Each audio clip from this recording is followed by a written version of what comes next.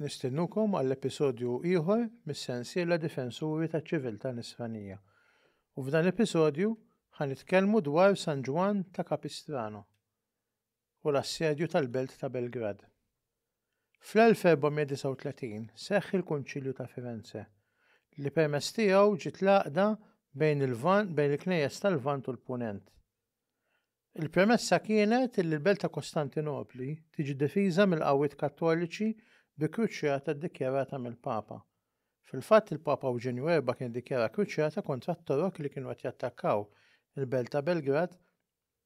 Madankollu fil-Battalja ta' Varna, il-kruċjati mmexxijin minn Ġanus Hunjadi, mmexxejtu l-Ungerija, u Ludoviku re tal-Polonja ġarbu telfa kbira.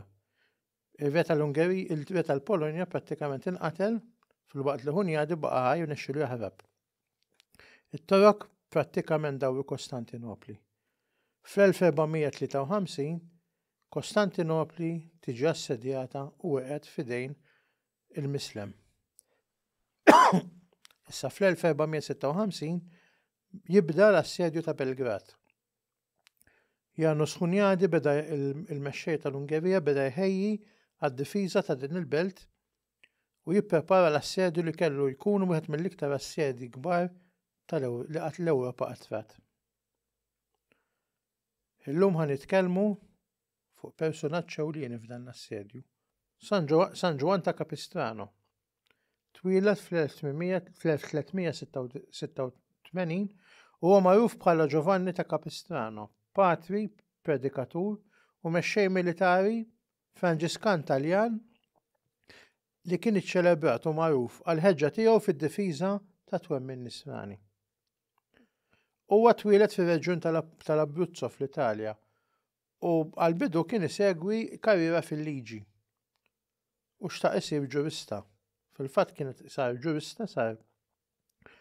ġurista prominenti f'Napli u ħajtu bikrija kienet ikkaratterizzata minn ambizzjonijiet mundani. Ix-xewqa tiegħu kienet li jħalli impatt politiku fid-dinja. Iżda mbagħad kellu kriżi personali profonda waqt li spiċċa l-ħabs minħabba tilwima politika li fiha kienet involuta l-familja tiegħu u din waslitu biex jirrinunzja l-karriera tiegħu. Hemmhekk huwa ħaseb dwar id-destin ta' ħajtu. U ra li hemm bżonn jiddedika ruħu għal ħajja reliġjuża. Fil-fatt, fl-1416 ingħaqad mal-Ordni Franġiskan u studja taħt il-qaddis predikatur magħruf San Bernardino ta' Siena u adotta l-ħeġġa tal-parinu tiegħu għar-riforma u l-predikazzjoni. Il-pritki tiegħu saru magħrufin madwar l-Ewropa kollha. Kien bniedem ippassjonat, kien donnu magħmul minn nar, il-qawwa tiegħu, il-ħeġġa tiegħu u l-persważjoni tiegħu kienet inkredibbli. Tant illi ddefenda r-reliġjon Kattolika kontra l-ereżiji.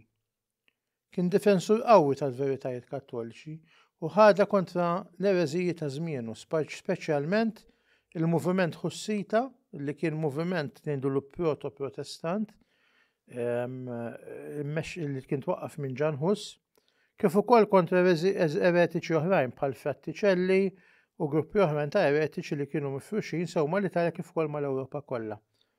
Giovanni ta' Capistrano beda jiġri mal-Ewropa kollha, jipprijeka u joħodha kontra l-ereżiji, tant li wassal għal konverżjoni ta' bosta. Kien hemm oħrajn li xtaqgħu kieku jistgħu jsektuh u joqtluh, imma dan il-qaddis kien bniedem kuraġġuż u ma kienx jibża malajr, kienx jaqta' qalbu. Sa dan it-tant waslet l-aħbar illi t-Torok kienu ħajassetjaw il-Belt ta' Belgrad. Kieku Belgrad waqgħet, probabbilment l-invażjoni kienet tiftaħ invażjoni fl-Ungerija u mill-Ungerija t-Torok kien jibqgħu deħlin fl-Ewropa ċentrali. Għalhekk Ġwanni ta' Capistrano mar b'ħeġġa kbira jipprietka l-kruċjata. Kellu 70 sena u madwaru ġabar ċorma nies sempliċi ħafna minnhom bdiewa, nies ħaddiema normali, oħrajn li kienu tal-klassi tan-nofs. Ma ftit minnhom kienu gwerrieri, kulħadd qabad l-armi li seta' u mxew ma' Ġwanni. Sa dan it-tant Ir-re Giovanni Hunyadi kien ukoll qed jipprova jiġġieled. Il-belt ta' Belgrad kienet tinsab assedjata. Magħluq fuq ix-xmara Danubju, it-torok kienu għamlu l-flotta tagħhom filwaqt li fuq l-art dawruha bl-armata tagħhom.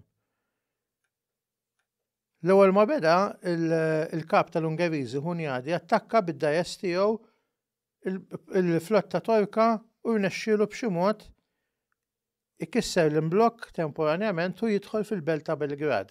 Hemmhekk sab is-soldati kienu qalbhom maqtuwa u Hunyadi beda jagħmel kuraġġ u jorganizza s-soldati tiegħu.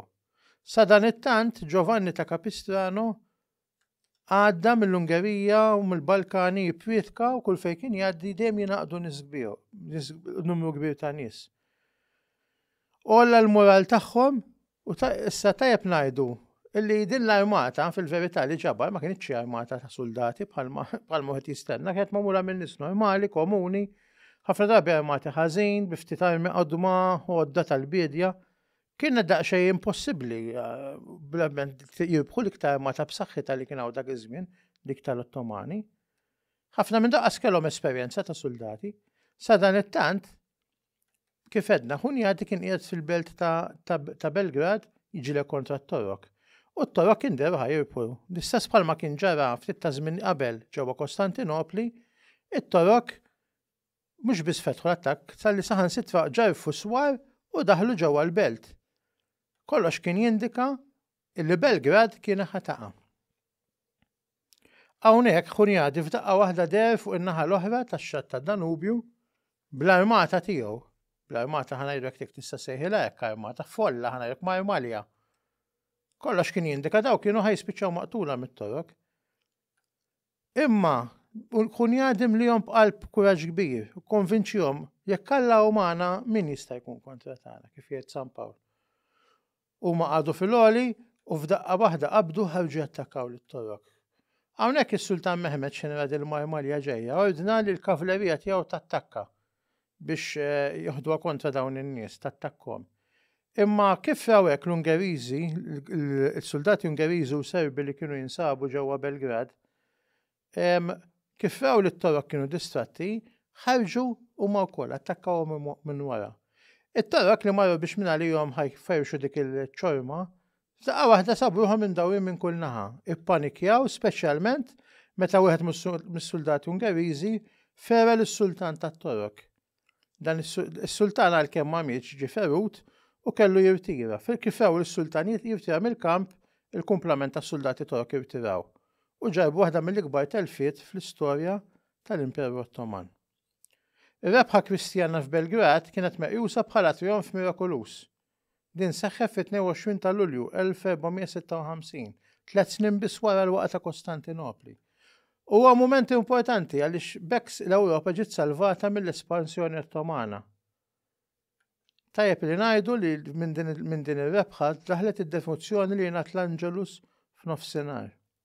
Issa, fit-23 Ottubru tal-istess 1556, Giovanni miet bil-pesta li seħħet minħabba fiż-żona fejn kien għaddej il-ġlied, tafuntom hemm katavi, nies mejtin. Allura l-mart kien jinfresh malaj. Kellu żmien tiegħu.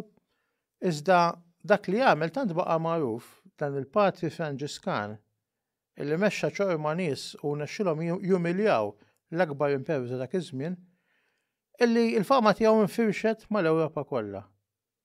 Tant illi fis-16 ta' Ottubru 1690 huwa ġie kanonizzat. Il-ħajja ta' San Ġwan ta' Capistrano kienet waħda ta' eżempju ta' edukazzjoni straordinarja l-fidi li taqqat it-tmexxija spiritwali mal-kuraġġ tiegħu fil-gwerra. Kif edna ġie kanonizzat mill-Papa Alessandru VIII huwa meqjum bħala l-qaddis padrun tal-kappillani, il-ġuristi, tal-avukati kif ukoll tal-militar. Jum il-festa tiegħu jiġi ċċelebrat fit-23 Ottubru. Il-wirt ta' San Ġwan Capistrano jibqa' bħala mudell ta' fidi bla rażan u kif ukoll dixxilpina intellettwali. San Giovanni ta' Capistrano itlob għalina.